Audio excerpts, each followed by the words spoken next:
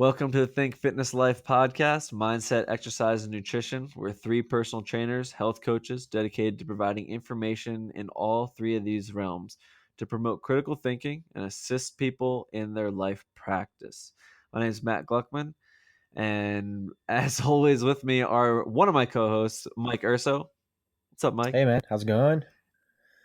Good. Eric will not be joining us today, unfortunately, but he will be back next week. We like to bring for those of you who are just tuning in for the first time, we like to bring different perspectives on a similar topic we might be talking about for the week. We look at the psychology, science, behavior, and how it can shape your fitness lifestyle. So take a listen as we peel back the onion, fall down the rabbit hole. We hope we can help guide people along their journey as they continue to strengthen their body, mind, and spirit. And this week we have a interview with Zach Shlien, a former coworker of actually all three of us. But before we get into that, we have an email that someone sent in that I want to read off their question. We get to answer that. Eric sent in his response via email, so I'm going to read that as well. So we do get the input from all three of us. So yeah, we'll just hop right into it because I don't think we had any other news for this week. So Anthony wrote in. Thanks again, Anthony, for writing in. Appreciate it. My questions for you guys is this. My wife has a pretty bad diet. She suffers from an undiagnosed selective eating disorder. She only eats 3 items over the last 10 years. I have actually finally gotten her to drink water sometimes. My question is, what would you recommend she listen to first? We have an upcoming road trip coming up, and it's my choice to pick the ebook. And what was the rest of the question? Here we go. So he expresses his concern with needing to change this, become healthier, because we're noticing more unhealthier behaviors and biomarkers in the past years. And it's important when thinking about the future. And Anthony goes in to describe her diet, and she eats French fries, mozzarella sticks, bread, and Coca-Cola, and that's pretty much the whole diet. There's some various snacks and sweets that befall into the sugar or empty carb category. So there's a lot to pick apart in that question, and I really want to take time to dive into it. Before Mike and I dive into that, I'm going to read Eric's response. So Eric goes into saying, my insight would be a development book first. I'd highly recommend Mindset by Carol Dweck and hope that she'll find her why in life and start to think where she wants to be and what she wants to do, and hopefully that'll help gain some meaning and motivation and help establish a why as to why she wants to change her eating habits. And he goes into saying, if it was a nutrition book, I would recommend Food What the Heck to Eat by Mark Hyman. And just as a quick reminder, I'm going to add all these references in the show notes for people so they can look at them later. He says, recommend Food What the Heck to Eat by Mark Hyman to help get an understanding of what foods are bad for our system and how to implement healthy eating and where to start. And then we go into talking about the behaviors and the science. From the sounds of it, the person seems to be in a fixed mindset comfort zone. At first, this might be a shock to their system just by hearing advice coming from other people or being told what to do. A big recommendation, I would say, is to have the person write down their ambitions, their whys in life, and then map out what they want to be doing tomorrow, a week, a month, 3 months, a year, and have them start establishing sights on accomplishing their goals. And then the last thing he says is, the other thing I would say is start setting an environment that will help her help her be successful, taking away these options of poor food choices. Creating this will help start to reshape her brain to not be stuck in a continuous loop of poor eating. Yeah. And it's pretty well articulated response. I like how he talks about kind of fixing the behavior and the mindset, but then also talking about also kind of the science and, stuck in that loop of poor eating being essentially that comfort food, that dopamine response, that feel good, emotional type eating. Um, when I first read this question, I was kind of stuck at what book specifically, or what book or podcast to recommend specifically. But I think those are actually two really good ones to start with. I would agree with the whole mindset by Carol Dweck. I think the first book that comes to my mind is Man's Search for Meaning by Viktor Frankl. But that might be a little too blunt about Yeah, suffering I and mean, I would and agree. finding your why in life. Um, So I think Carol Dweck would be just a good one. before we even go into books, because there's just so much to chew off here. Yeah. I mean, I think when we're talking about um, Pick apart a here, form of yeah. an eating disorder in a way, it's a really slippery slope. It's highly individualized, right? There's obviously a lot of emotions that are happening during, in and or around food for this person. And that in itself presents a lot of challenges. That also being, I don't know, that he sounds like they've been together for about 10 years and she's been eating the same way for about 10 years. I would say that there's some, obviously some, health issues that are going to arise from having such a limited diet, and most of them being, fried fatty foods, um, which would be nutrient deficiencies and not optimal brain function, and storage of excess adipose tissue. All of these things are going to result from a diet like that, and it doesn't sound like she wants to be that way. It sounds like she's just stuck that way. She feels stuck, and people feel stuck, and that's a very common thing. I think Eric hit it on the head when he talked Exactly. about, Right. Like it's got to be, yeah, you got it. So it's just like exercise, right? In order to have any sort of stimulus on the body or any kind of adaptation, in this case for uncomfortable. nutrition, it would be introducing other items into the diet that are actually palatable and make this person, give them some sort of short term, short term reward, because really that's what we're talking about here is in when you decide to work out, you don't get fit and feel great overnight. In fact it sucks, it hurts, it doesn't feel good. But over the long term, the benefit from working out consistently over time is what gives you the truly optimized health benefits. Same thing with eating, right? I think that you don't see the benefit with just having one cheeseburger, right, in the middle of the week. Like, you may get a little upset stomach, but it's not going to totally derail if you're a regular clean eater. The problem lies is when the cheeseburger or when mozzarella sticks or whatever those food items are the only things you're eating. They become the new norm. They become your conditioned response around food. And so I think that, I was listening to a podcast just today, in fact, with Lewis Howes of the School of Greatness, and he had James Clear, who is a really great, uh, articulated the whole way around habits and behavior change very eloquently. He's got a new book coming out. It's actually called Atomic Habits: An Easy and Proven Way to Build Good Habits and Break Bad Ones. And this book, he talked a little bit about it. And one of the things Eric said, which was the environmental change, that's an extremely important um, tactic that you can use, which is, instead of trying to just will yourself through something and trying to eat healthier or trying to will yourself through it, is actually change your environment so that you don't have a choice but to eat what's there. And I think that's a really important. A lot of people try to meet the demand of their willpower, or meet their expectations of what their willpower should look like, when I think that's a bad decision. I think we should be looking at how can we make these changes via our environment so that they are the only decision, so that they become the new default, and then they become the normal way of going about things, and then from there we can build upon that. But for this is special case, and I'll finish with this. I think that the only thing that needs to be done here is just to add one good thing into those whatever those 3 or 4 items. I think it was what's it, mozzarella sticks, Coke. What were the other two, Matt?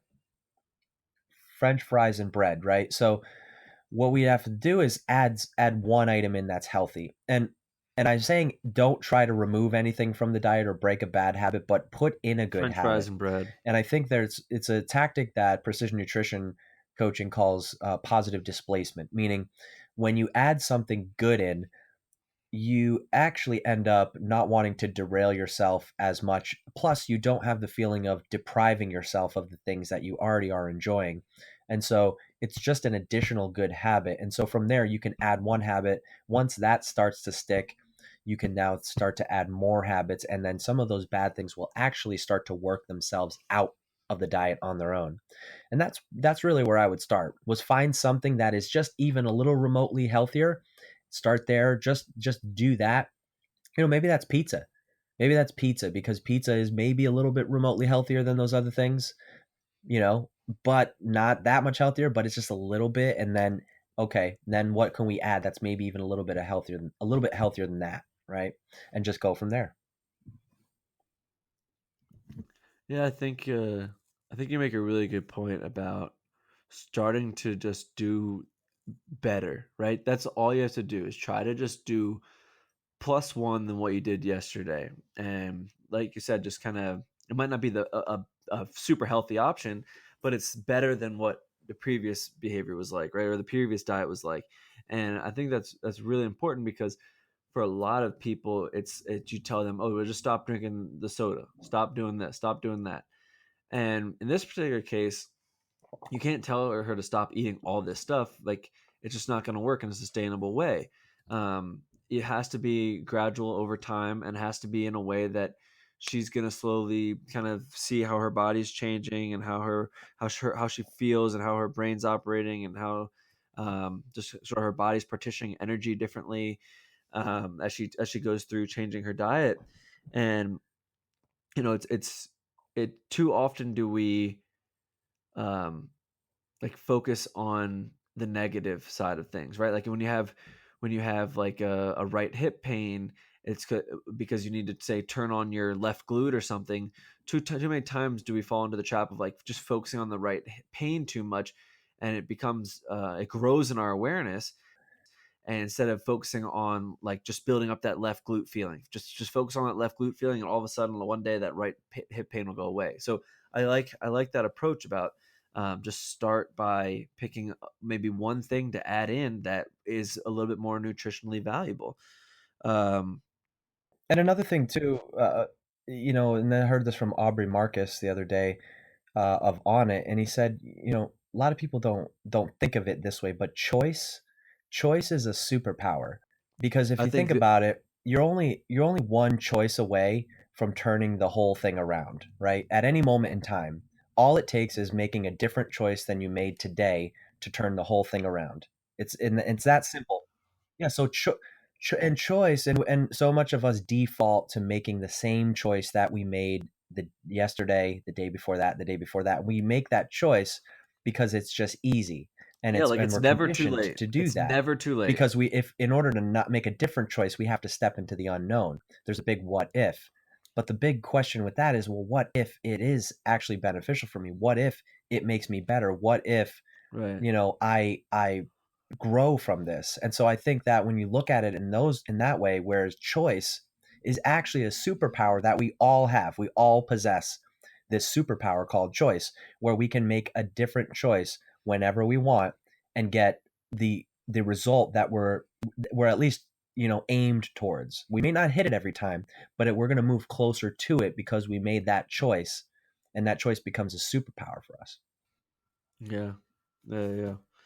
um I do want to add in like a couple more things just about this, and then we'll talk about Zach. But I think one thing that's going to be really important in this whole process is also being able to kind of pick apart, your thoughts and your emotions as you go through this, because it is going to be overwhelming. It is going to be anxiety producing, and you know, it, for what it's worth, there's nothing wrong with seeing a formal counselor every now and then to kind of help weed through some of these thoughts and how some of maybe these emotions and past experiences connected to these eating habits. And then, like you said, when it's a habit and becomes a quick choice without even a second thought, and you just strengthen that reflex, so to speak, right? So Yeah.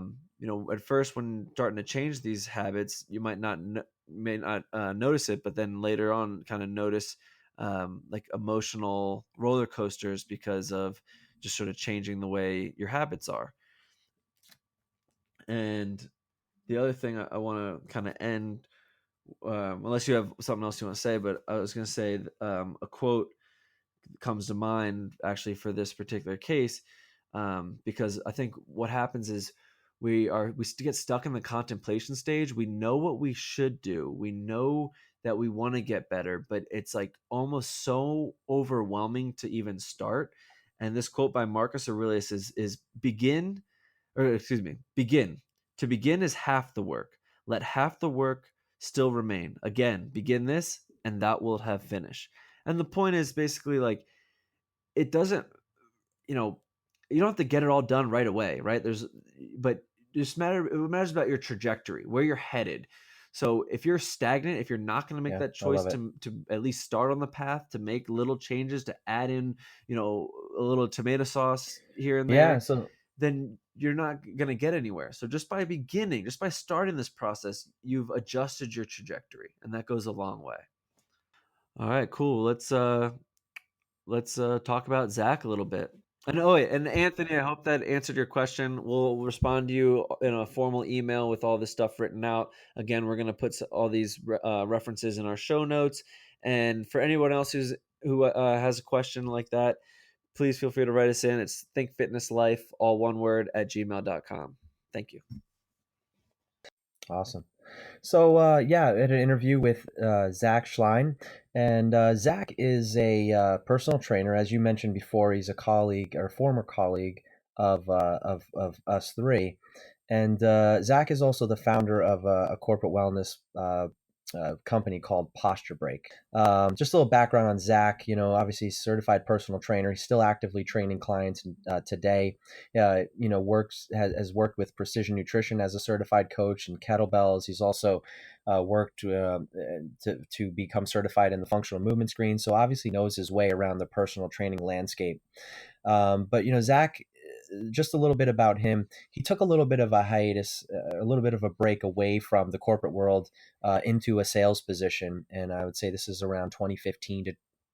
I'm sorry, from the training world into a sales position. Yeah, so you think your corporate, regular corporate world, corporate job, desk job, and he wasn't doing it very long before he started to feel his body start to change, right? His shoulders started rounding forward, neck started to hurt, low back aching, and he's making desk jockey, yeah, and so he's making all these observations. So, obviously a highly in tune with his own body trainer, started making these observations, and so because of his personal training background, started to employ these different techniques and strategies, right, for doing different types of Desk jockey at postural its finest. movements and stretches at his desk. And so his coworkers kind of intrigued by this, and they're looking at him saying like, well, what are these? Like, maybe he started to think like, I can probably teach these things to people, because he's living now in this world where all these people and he's cognizant enough to make the changes, but what he realizes is, I need to bring this to the masses in the corporate world and really start to fight the negative effects of sitting in this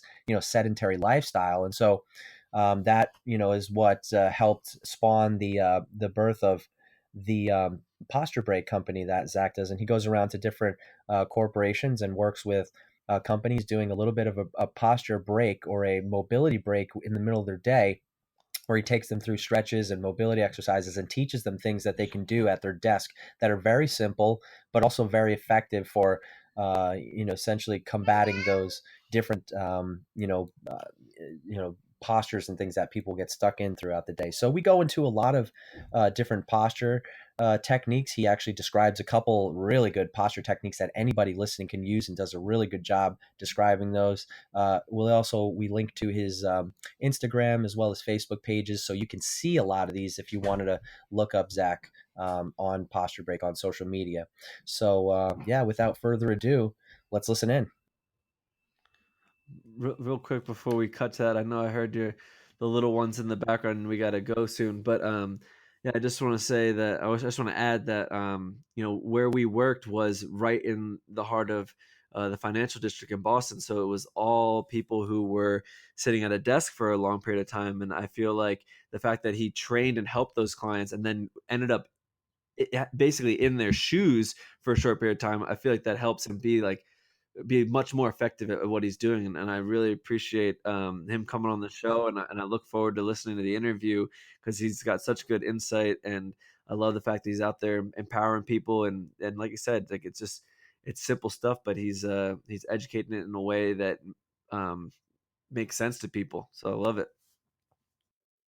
Yeah, without a doubt. In fact, it almost reminds me of the whole Drew Manning experiment, the fit to fat to fit, putting yourself in your client's shoes. And you're absolutely right. I think he's able to see now from a completely different lens as a trainer, as a movement specialist. And again, it's going to make for so much of a more effective type of intervention when it comes to, treating, the sitting as the new smoking, issue that we have in America with these sedentary lifestyle jobs. So, yeah, just very excited to share this one with you all. Cool, cool, cool. All right. So enjoy the interview, and we will catch you next week. Okay, so I'm here with Zach Shlien. I hope I said that right. Did I say that right? Shlien. Schlein, thank you. You're not the first, and you won't be the last. I'm sure I'm not. Zach Schlein. And Zach is the founder of Posture Break.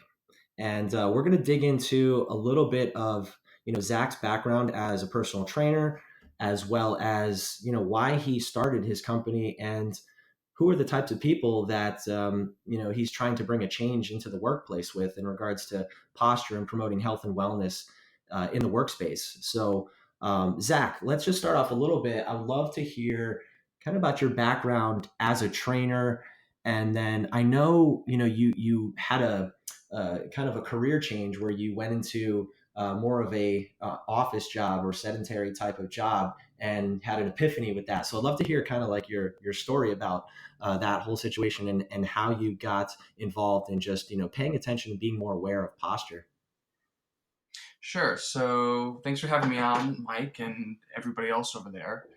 So I was a personal trainer with Eric in Boston, and I had a nice, successful career there, and was there for about 7 years. Really enjoyed my time, and really enjoyed working out, which is why I got into the personal training industry to begin with.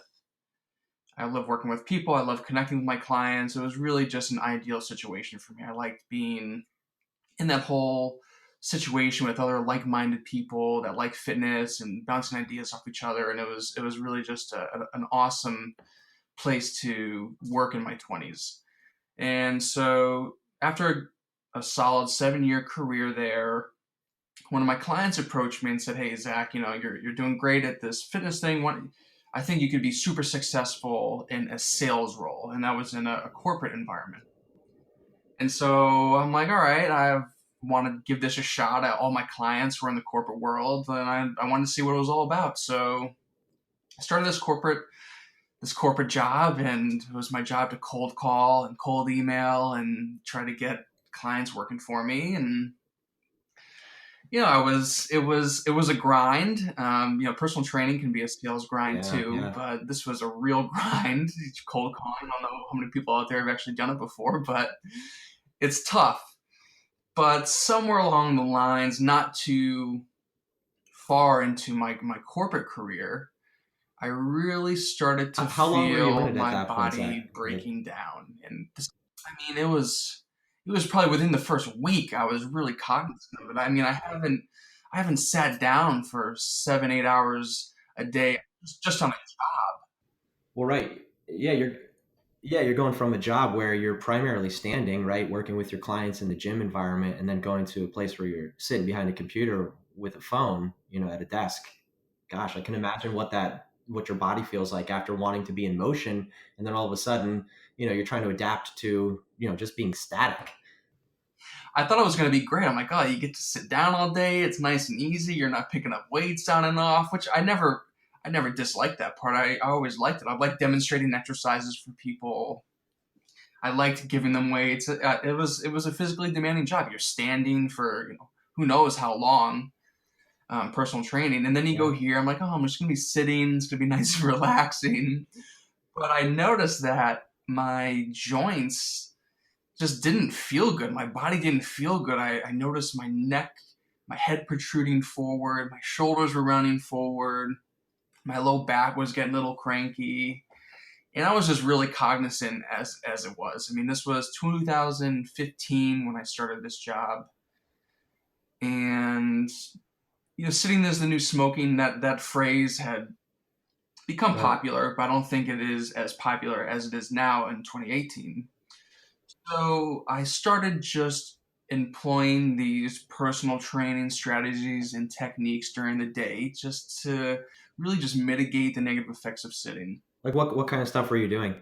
So it's anything from kneeling at my desk, doing self myofascial release techniques, doing some body weight, not necessarily calisthenics. It wasn't terribly explosive in nature, but it was just body weight Mhm. movements to improve my posture, activate important postural muscles, stretch muscles that generally get tight from too much sitting. And of course, I had the knowledge and to know what all this stuff is. I could really target it and know that. Yeah, and the guy or the gal in the workplace who are sitting there and getting up and doing stretching, and it's not customary, right, for the office worker to be, doing some sort of exercise at their desk or in the workplace, right? So you must have stuck out like a sore thumb a little bit. It reminds me of the people on the flight who want to pace up and down the aisles a That's little bit, exactly right. because they just So don't my want to sit because, obviously it kills your hips, your back, your neck. And I don't look at those people the same. Everyone else is like, God, that person, what are they doing? Why are they walking? But I look at them like, wow, that, good for them. Yeah, and I'm definitely one of those people. Sitting still for me is a chore, and I didn't realize that until I started my corporate job. So yeah, my Mm, coworkers were looking at me like I was nuts, but they were also intrigued and they were asking, what are you doing and why are you doing it? And I would just talk to them and I would tell them, Dr. James Levine coined this phrase, sitting is the new smoking. It's more dangerous than cigarettes. And you hear that because it just affects more people.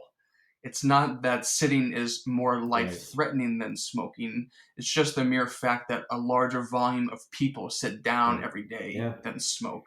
And so that is where you hear the phrase, sitting is actually more dangerous than smoking. That's where that comes from. And so I keep doing this desk job. I'm grinding it out, and eventually enough became enough. I was done cold calling. I miss fitness. I miss having that be a part of my lifestyle.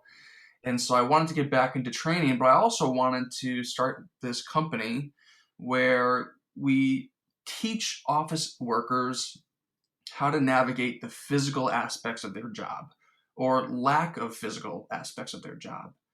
I saw it every day working in the Boston financial district.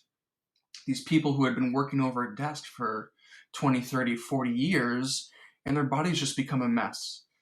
And I don't think it has to be that way. I mean, I do believe in the natural aging process, but I don't believe that people have to succumb to this super kyphotic posture that you see adopted in all different kinds of people, mostly Yes. people that sit at a desk for a living, older people, but it's even emanating now to younger people with mobile devices and computers. And I think all Posture Break is, it's an education company. That's what I want it to be, in an awareness company. Yeah, and I think you're right too.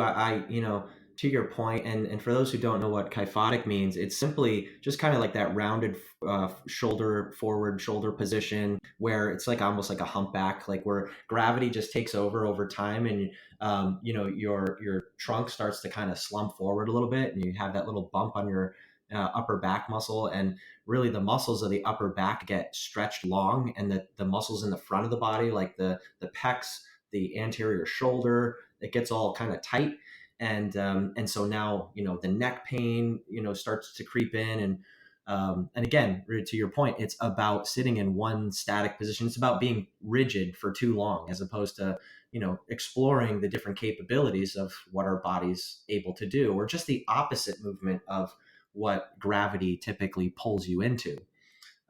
Yeah, and so I see it now too. Like you just said, with younger kids as well, 13-year-old kids, people are on their cell phones, and just playing games or texting, and they're just all curled forward. Their posture is totally just kind of closed off, and then over time, right? Structure changes over time if it maintains that way without any opposing stimulus for a long time, and so it's amazing to see kids, and I would imagine too that stuff would translate into sports performance as well, right? For kids, not being able to have optimal posture, shoulder position, maybe kids who are in throwing sports like baseball, that's got to compromise some of their abilities, right? I would think, I don't have any evidence to support, but I mean, how could it not? I mean, if you're Right. lengthening muscles that shouldn't be lengthened, you're shortening muscles that shouldn't be shortened, your body's not going to be working optimally. How are you going to perform in anything properly? Even just walking to the bus or whatever it is. I mean, that's going to catch up to you sooner or later, whether it's going to be knee pain from a forward head posture situation or neck pain or migraines. I mean, it can. So yeah, so that's what I wanted to ask you about. So when it comes to seeing people that have really poor posture, what are some of the ailments, or what kind of cascades from that? What types of pain or ailments or dysfunctions do you typically see with that? Well, you see a lot of TMJ and neck pain or jaw pain. Mhm. You get just typical neck strain. You can get migraines. You can get knee pain from just having too much weight supported in the front of you, in the anterior part of your body, and you're putting too much pressure in certain areas. It could be trouble breathing. You're not getting optimal airway because your lung and your diaphragm area has collapsed. Well, that's a big one too, right? And that also, people who maybe, I would imagine when you were in your job, there was stress involved in that too, especially if you're in a sales position where maybe some of your income is commission based, and you're not closing some of these sales that you'd like to, and so there's stress involved. Stress also plays a part into how our posture succumbs to our body language. I would imagine a lot of that has like a compounding effect, right?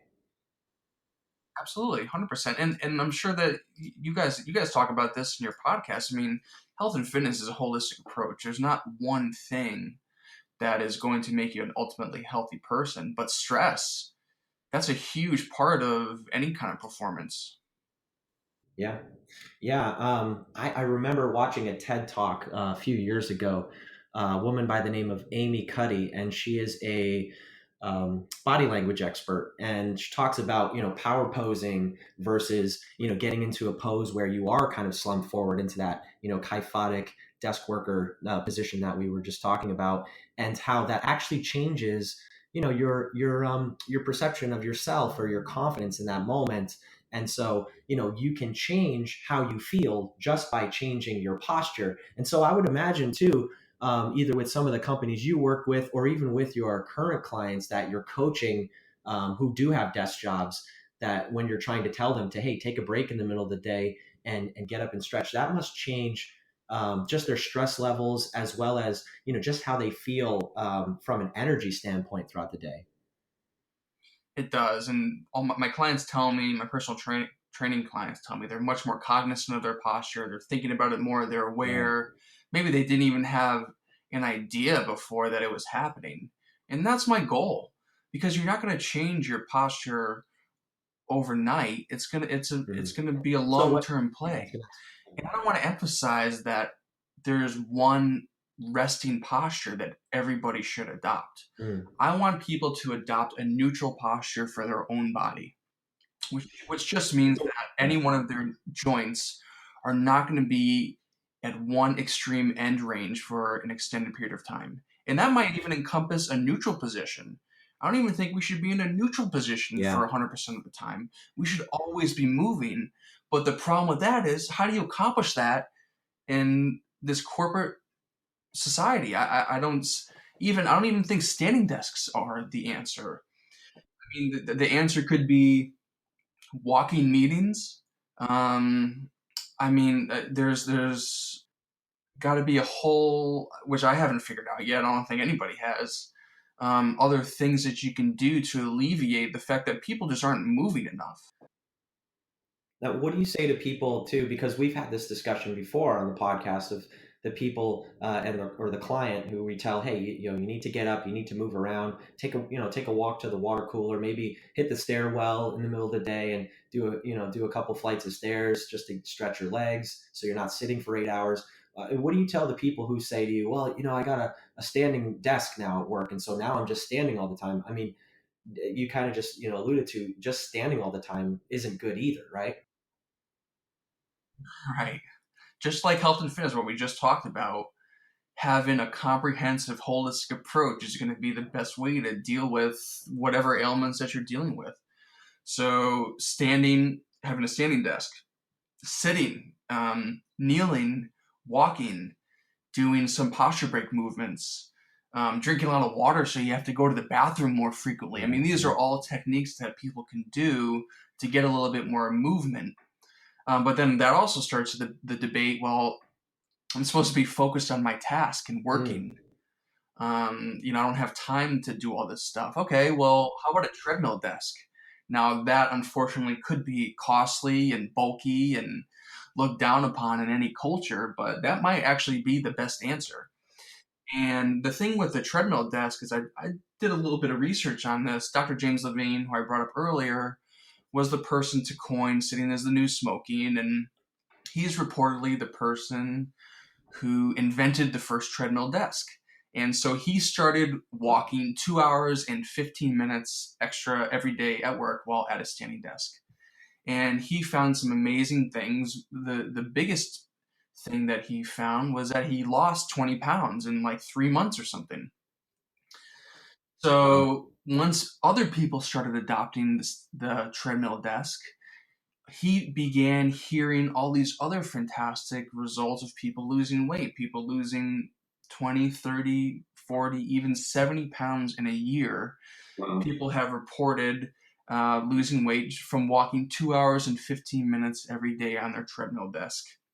And walking there's a specific speed that is ideal for the treadmill desk, which is between 1 and 2 miles an hour.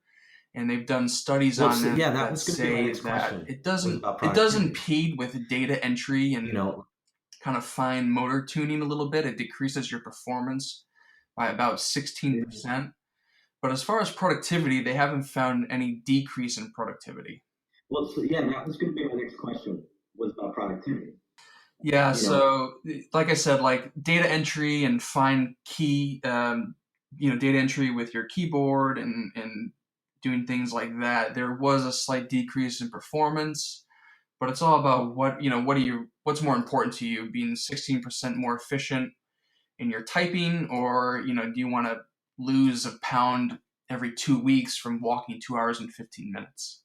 Yeah, something that you mentioned before is, we need to continuously change positions and find like what's neutral for us, not necessarily be stuck one way or the other. And it brings to mind some of the things we've talked about on this podcast in the past, which would be core pendulum theory, which was something that Charlie Weingroff talks a lot about, which is all about joint centration. And so when you go into that, excessively kyphotic posture that you're talking about, or we can call it Yanda's upper cross syndrome, you have that anterior shifting or translation of that glenoid fossa, or that, the shoulder joint kind of shifts forward. And so because of that, not only do we kind of lose the ability to, retract the shoulder blades as well? We get too tight in that anterior part of the chest, pec minor, anterior shoulder. But it also is a huge rob of nervous system efficiency, right? When your body is constantly out of that neutral position, if all the joints, right, are stacked properly and gravity is not being placed onto the body uh, in a non-optimal position, well, then you have a lot less stress on your central nervous system. And so when you have a lot of stress on your central nervous system, you are actually going to, you're not going to recover as quickly. You're not going to be able to, if these people are performing in the gym or at a sport or in some sort of physical activity, they're not going to perform as well because that central nervous system is being stressed at a higher rate because their body is out of a proper position. And so I think those are some aspects of it as well that for the person who is that sitting at a desk and is in a stuck posture, you're getting robbed of slightly more performance in the gym if you are somebody that is hitting the gym, that you are somebody who's looking to knock out a little bit more weight on the bench press or in the squat. Body being out of position like that is going to rob you of some central nervous system efficiency, and you're just going to stress your system even more simply by being out of position. Yeah, that's a great point, especially for those of us. I'm sure a lot of your listeners are much more fitness minded than the typical person that I'm really trying to help. But that brings up a great point. Just losing performance. I mean, you don't want to do that no matter who you are. But I don't know if everybody cares about that. I mean, what do you think? I mean, I'm sure people know that sitting in a desk all day or sitting down in one position probably isn't good for them. But do they care enough to do anything about it? Yeah, I don't know. For me, I think some of the biggest breakthroughs that I've seen with clients who I know have had pretty poor posture and pretty bad postural mechanics are getting out of pain. And when they, for a lot of people, for example, and you could probably speak to this maybe better than I can, but when we're sitting for a long time, the chair is actually taking on most of the stress. So in other words, the spine that has all these postural muscles that attach to it, it does. They don't really have to work at all. The chair is doing all of the stability for the system, and so Kelly Starrett of Mobility WOD has a great term where he calls it you're just hanging on your meat as opposed to sitting on your spine. And so when you're sitting on your spine, you are engaging the muscles of your core. And so, like, I know my wife, I go to her office at work, and she does, a lot of her job is sitting at a desk, and so she has one of those stability balls on wheels. So it doesn't have a chair back, and so she can sit on that. And when she's sitting on that, it's really hard to slump. She has to sit a lot taller. The ball moves around a little bit on you, and it gives you feedback as well. So when you do start to slump, you can feel it, and so you immediately self-correct yourself. And yeah. But I also I think it is still possible to slump in those and those balls though as well. I think it does give you more awareness because it's like, hey, I'm sitting on something unstable. But it is really easy to default back to that hanging on the meat phrase that you brought, which I love. I think that paints such a ugly picture for us to want to avoid. Right. And so, when you're hanging on your meat and you're not using the stability muscles of your core and of your trunk, what stems from that is, what we talked about. If we look at what the joint by joint theory says, where, our lumbar or core area, which is supposed to be a stable segment of the body, when we lose stability there, well, what happens is we start to create stability in the areas above and below, and the areas above and below, which are supposed to be mobile areas, that the thoracic spine and the hips, they actually end up losing mobility, and they get more stable because they're trying to create stability for a lack of stability through the core and low back. And so, we know that we talked about, just that forward slump position, but how about the people who have been sitting for 6-7 hours at a time at their desk, but they're in a hip flexed position, right? And so they're sitting on their glutes, and their glutes are turning off, and their hip flexors are really getting stuck kind of short and shortened up. What kind of problems do you see kind of stemming from there as well with the lower body? Because that's definitely a part of it as well. Well, you see glute amnesia, you see People have an excessive pressure on their knees. You have people that can't move as well. You get tight ankles, which is just going to further exacerbate any kind of other faults that they have, and they're just not going to move optimally. So if they do decide to exercise and they don't have a trainer or somebody like that looking at them, they're probably doing it wrong and might just be further exacerbating their poor posture. Yeah, yeah, and I found that most of the people they don't get hurt when they're training. They get, most of the people that I see that have a back injury or pain, it comes from something totally unrelated because they're just not aware of their posture when they go to do a regular human movement. So this is like the person who bends over to tie their shoe, farts, and then pulls a back muscle. You know what I mean? So but that's how it happens. And also something that I learned from Dr. Degas, which is he's a, I believe, a sports chiropractor or physical therapist out of New York City. He did a lot of instruction for EFTI at Equinox when I was working out there. He taught us that when people are sleeping in the horizontal position, obviously most of us sleep in a horizontal position, is that the discs in the spine fill up with fluid, right? They're like sponges, and so they fill up with fluid when we're in that static position. The same thing happens when we are seated as well.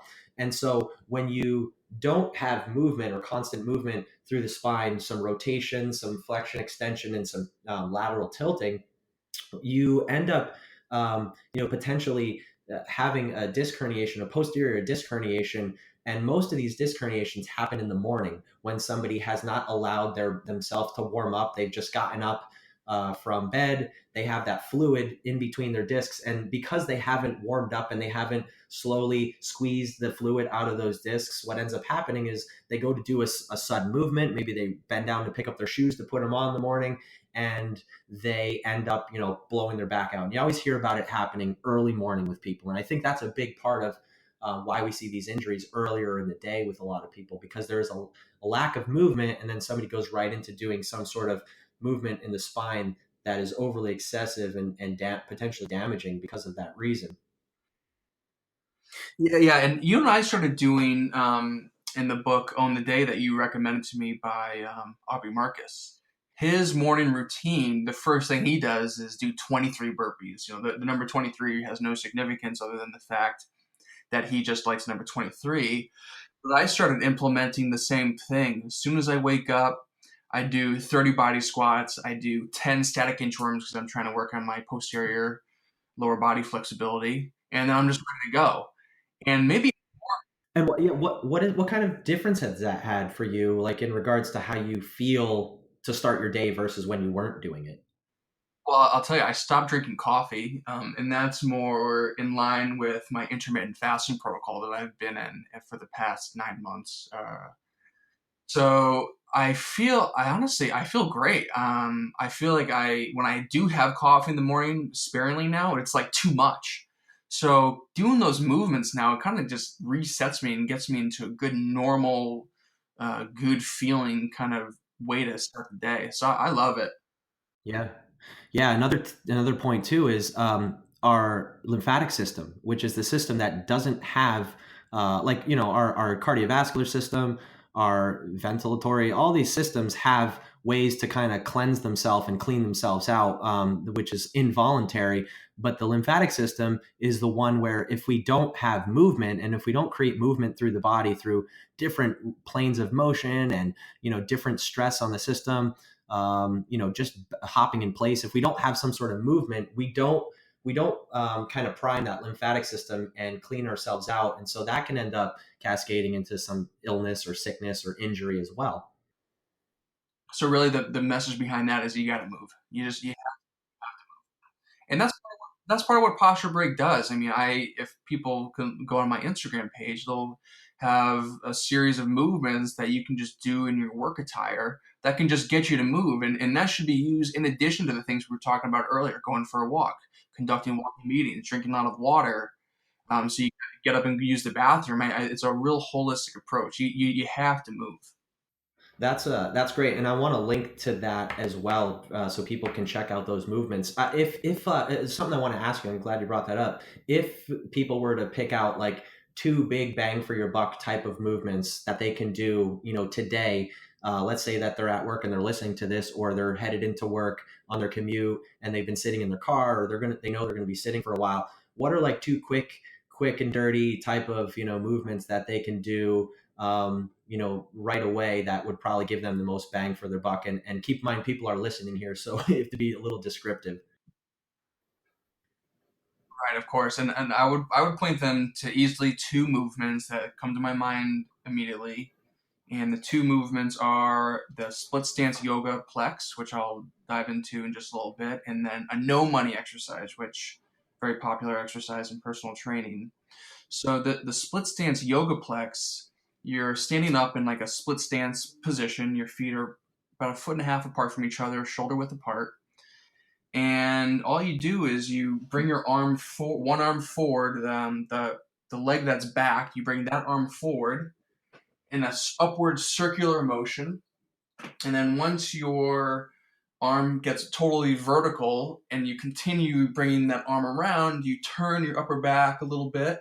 You keep looking at your hand with your eyes and then return back to start. So it's almost like doing like some kind of like overhead circular motion. And I love this movement for so many reasons. For one, it gets us into upper back extension, which is the complete opposite position from where we are when we're sitting. So it's providing a little bit of mobility and a little bit of stability in that upper back position, even getting some cervical rotation.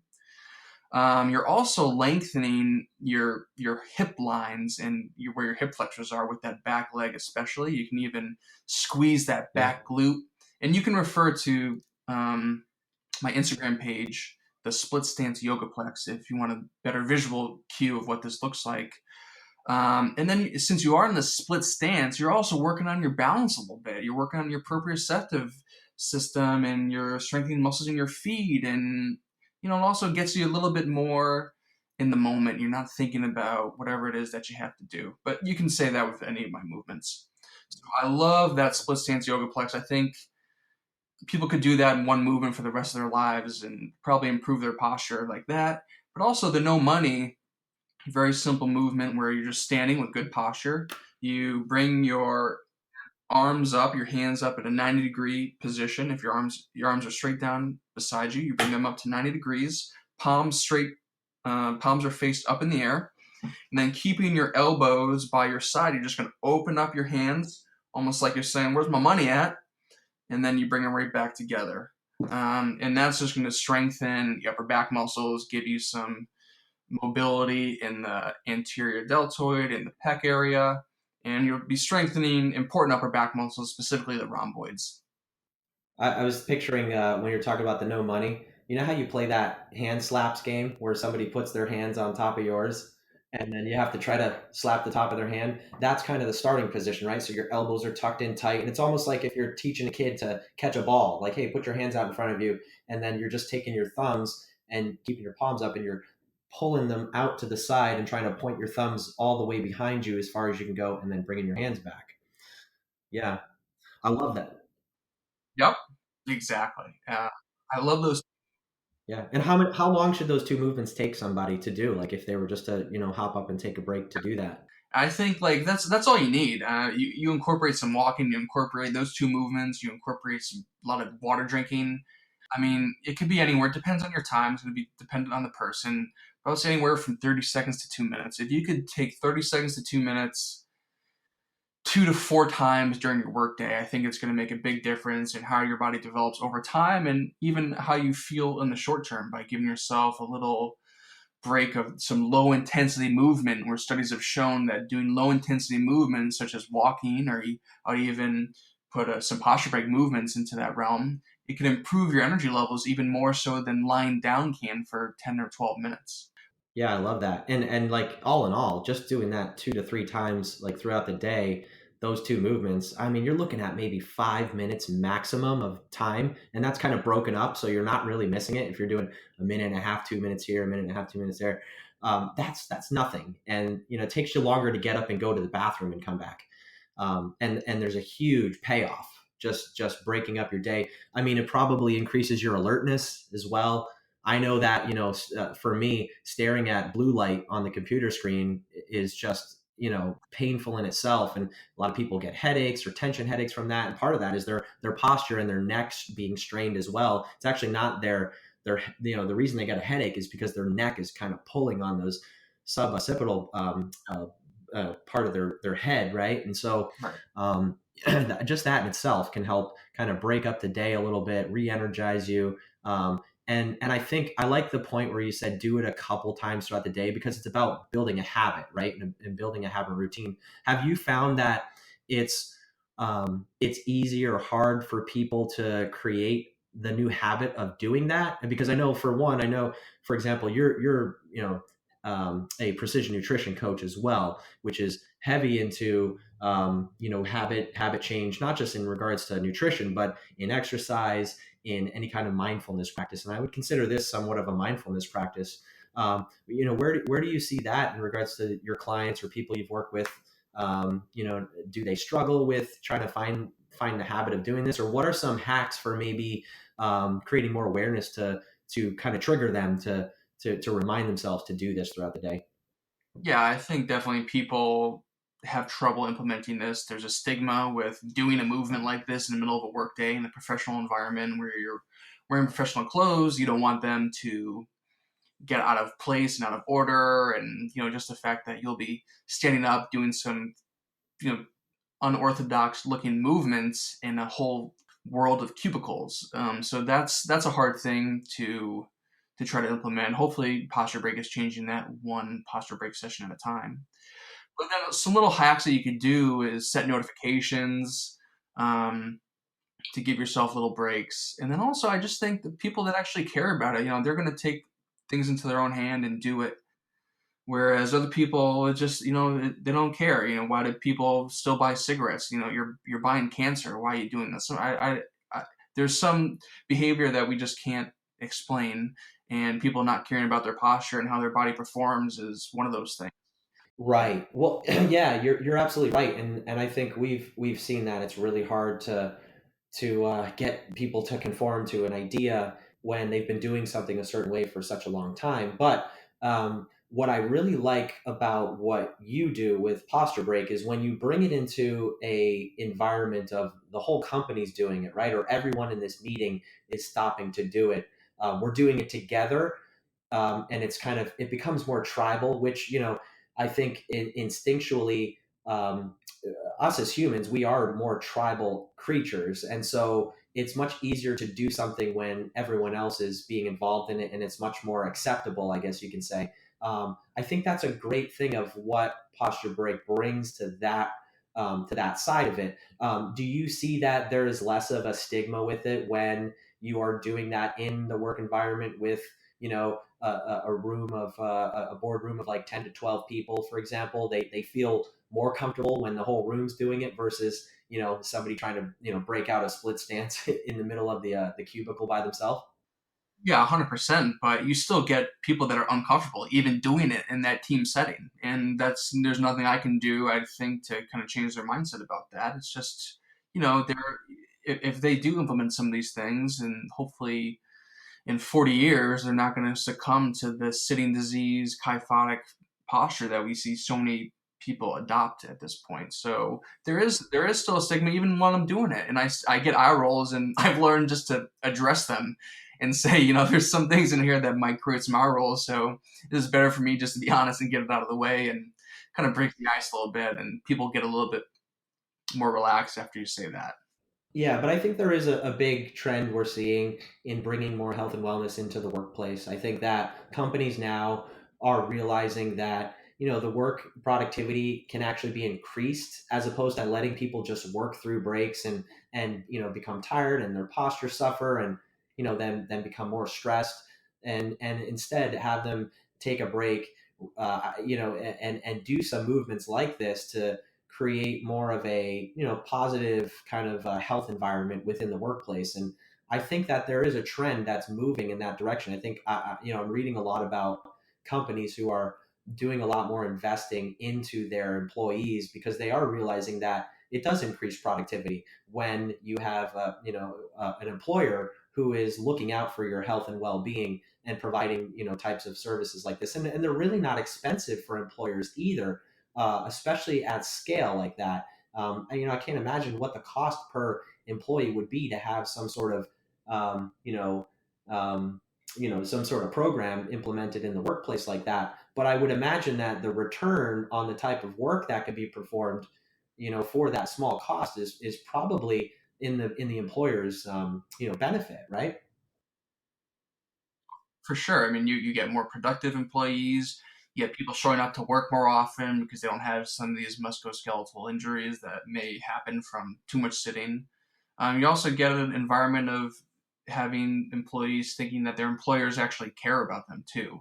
So all those things really do work to create a positive change for both parties. So it's a mutually beneficial service.